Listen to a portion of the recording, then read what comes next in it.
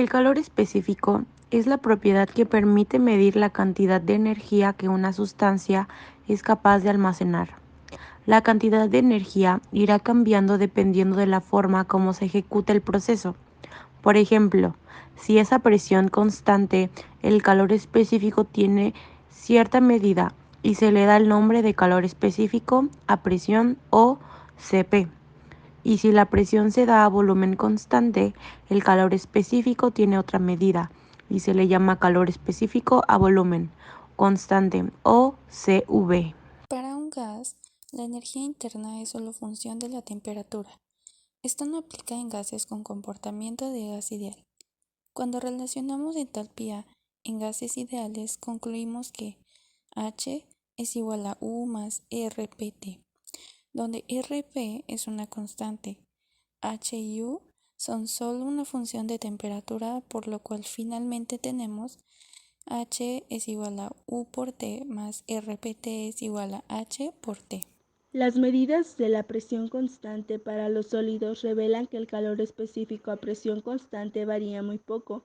Por ejemplo, en el cobre la temperatura se observa que cuando se aproxima al cero absoluto, la presión constante tiende a cero, mientras que cuando la temperatura aumenta su valor se eleva continuamente. Todo esto lo cumplen la mayoría de los metales puros, aunque el calor específico a volumen constante es casi imposible de medir, por lo tanto debe de medir a partir de la presión constante y aplicarlo en ecuaciones que puedan relacionar varios valores. Al igual que los sólidos, los calores específicos varían un poco por su presión. Por lo general, sus valores son menores que 1 cal sobre grado centígrado y la temperatura de fusión de un líquido es mayor que el del sólido a la misma temperatura.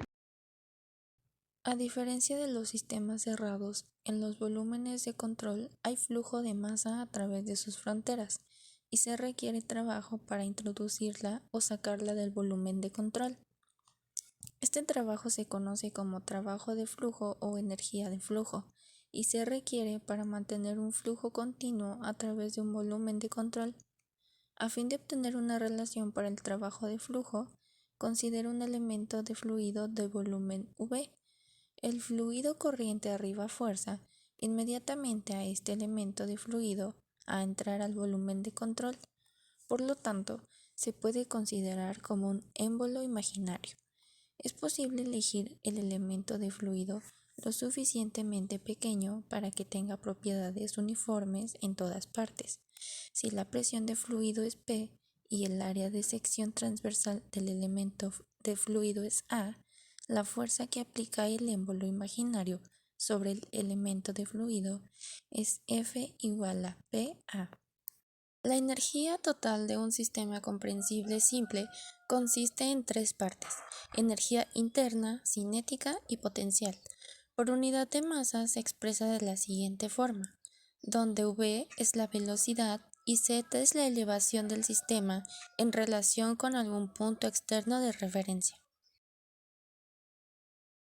El fluido que entra o sale de un volumen de control posee una forma adicional de energía, de la energía de flujo PV.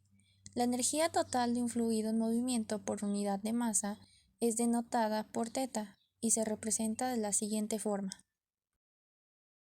Si en lugar de la energía interna se usa la entalpía para representar la energía de un fluido en movimiento, ya no es necesario preocuparse por el trabajo de flujo. La energía de una corriente de fluido que entra o sale de un volumen de control se representa mediante la siguiente ecuación y no se hará referencia al trabajo de flujo o a la energía de flujo.